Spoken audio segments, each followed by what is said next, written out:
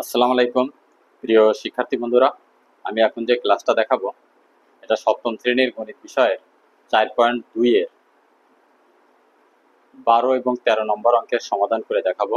বীজগণিতের এটা গত ক্লাসে আমি 11 পর্যন্ত সমাধান করে দেখিয়েছিলাম। আজকে দেখাবো 12 এবং 13 নং প্রশ্নের সমাধান। তাই এসো প্রিয় শিক্ষার্থী বন্ধুরা, আমরা দেখি। দেখো, এই আমি 12 এবং 13 নম্বর অঙ্ক এখানে উঠায় রাখছি। এই অঙ্ক দুইটাকে বলা হয়েছে প্রথম রাশিকে দ্বিতীয় রাশি দ্বারা ভাগ করতে হবে। তাহলে 12 নম্বরটা দেখো, প্রথমে প্রথম যে রাশি আছে সেটা হচ্ছে 6x⁸ y6 z -4x4 y3 z² plus 2x² y² z²। তাহলে এই প্রথম রাশিকে আমরা এই দ্বিতীয় রাশি আছে 2x² y² z এইটা দিয়ে ভাগ করব। ভাগ করলাম, ভাগ চিহ্ন দিলাম, দেওয়ার পরে 2x² y² z। এখন দেখো প্রিয় শিক্ষার্থী বন্ধুরা, এই উপরে যে রাশিটা আছে এটার মধ্যে তিনটা পদ আছে, একটা দুইটা তিনটা, আর দ্বিতীয় রাশি একটা পদ আছে।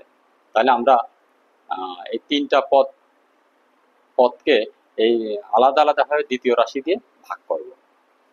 দেখো 6x8 y6 z by 2x² y² z minus 4x4 y3 z² by 2x² y² z plus 2x² y² z² by 2x² y² z। তাহলে আলাদা করে 2x² y² z দিয়ে এই তিনটা পদকেই ভাগ দিলাম। দেখো এখন 6কে 6কে যদি 2 দিয়ে ভাগ করি তাহলে হবে হচ্ছে 3। তাহলে 3, এরপরে দেখো এখানে আছে x8, এখানে আছে x²। তো আমরা আগের থেকেই জানি যে পাওয়ারের পরে কি হবে, বিয়োগ হবে ভাগের সময়। তাহলে x লিখলাম, এখন এখানে আছে 8, 8 থেকে এখানে আছে x² মানে 2, x এর পাওয়ার আছে 2, তাহলে 8 থেকে যদি 2 বাদ দিই তাহলে থাকতেছে 6। তারপরে দেখো y পাওয়ার আছে উপরে 6, নিচে আছে স্কোয়ার মানে 2, তাহলে 6 থেকে 2 বাদ দিলে থাকতেছে কত, 4। এরপরে দেখো জেড এর পাওয়ার উপরেও আছে 1, নিচেও আছে 1, তাহলে জেড 1 1 যদি বিয়োগ করি তাহলে হবে জেড 0 শূন্য হবে। তাহলে মাইনাস, দেখো এখন 4কে যদি 2 দিয়ে ভাগ দিই তাহলে হবে 2, 2 দিয়ে ভাগ দিলে 2 হবে, 2 দুগুণা 4। এখন দেখো এক্স লিখলাম, এখন এক্স এর পাওয়ার উপরে আছে 4, নিচে আছে 2, তাহলে 4 থেকে 2 বাদ দিলে থাকবে 2। তারপরে ওয়াই উপরে আছে 3 পাওয়ার, নিচে আছে 2 পাওয়ার, তাহলে বিয়োগ দিলে হবে 1।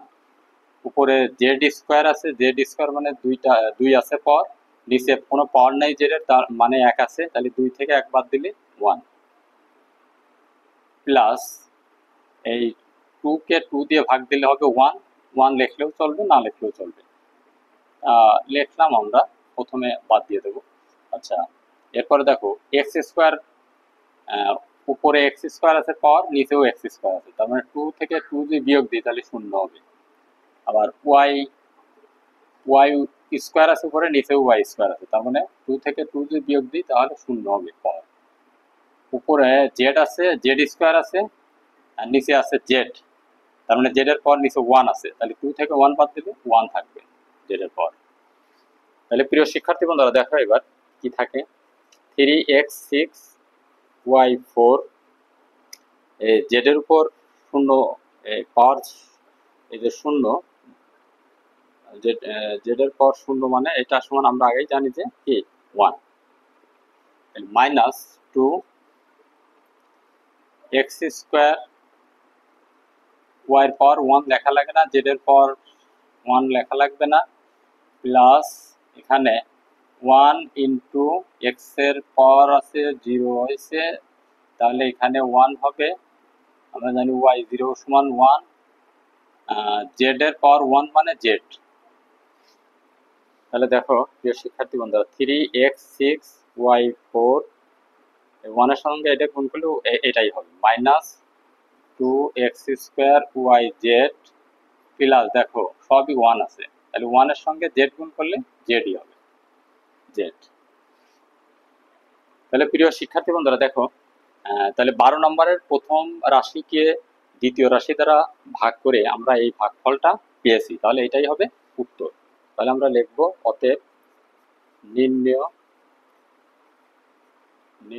ভাগফল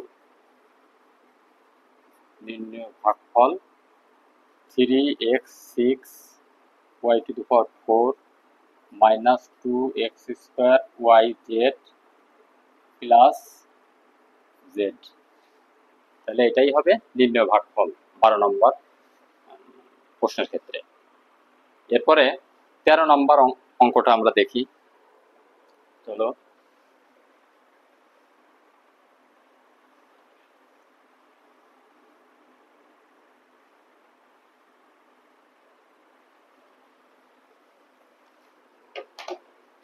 দেখো 13 নম্বর অঙ্কটার প্রথম রাশি আছে 24, a square b square c minus 15 a to the power 4 b to the power 4 c to the power 4 minus 9 a square b 6 c square. তাহলে এটা প্রথম রাশি। দ্বিতীয় রাশি আছে মাইনাস 3ab স্কোয়ার, তাহলে মাইনাস 3ab স্কোয়ার দিয়ে আমরা ভাগ করব, মাইনাস 3ab স্কোয়ার। তাহলে দেখো, তাহলে এটাও আমরা এখানে যেহেতু 3টা পদ আছে, তাহলে প্রত্যেকটা পদকেই মাইনাস 3ab স্কোয়ার দিয়ে ভাগ করব।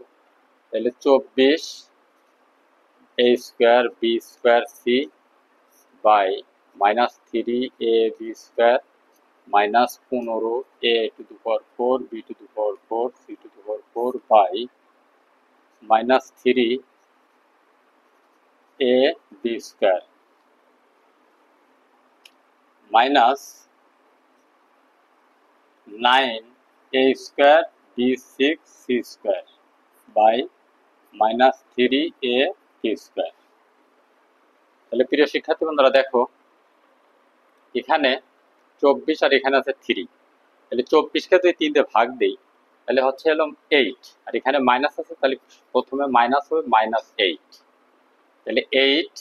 এখন দেখো এ দিলাম, এখন এর পর উপরে আছে 2, নিচে কিছুই নাই, তার মানে 1 আছে, তাহলে 2 থেকে 1 বাদ দিলে 1 হচ্ছে a1। তারপরে দেখো বির পর উপরে আছে 2, নিচেও আছে 2, তাহলে 2 থেকে 2 বিয়োগ দিলে হবে 0। এরপরে দেখো